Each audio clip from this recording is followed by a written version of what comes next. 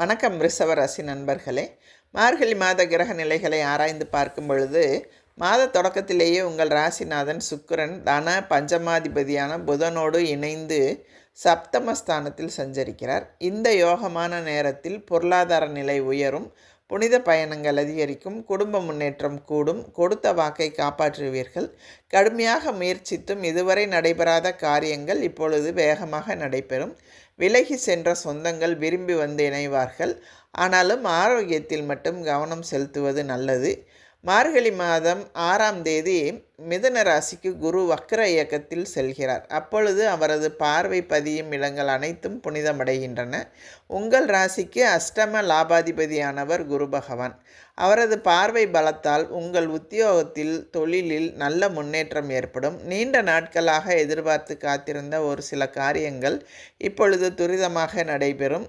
எதிரிகள் விலகுவார்கள். லாபம் வரும் வழியை கண்டுகொள்வீர்கள். சென்ற மாதத்தில் தொழிலில் ஏற்பட்ட இழப்புகளை ஈடு செய்ய புதிய முயற்சிகளை மேற்கொள்வீர்கள்.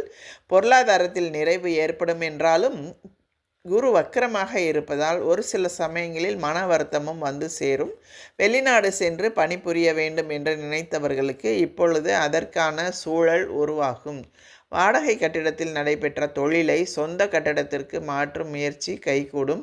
வாடிக்கையாளர்களின் எண்ணிக்கை அதிகரிக்கும். உத்தியோகத்தில் உள்ளவர்களுக்கு மேலதிகாரிகள் சில நுணுக்கங்களை கற்றுக் கொடுப்பார்கள்.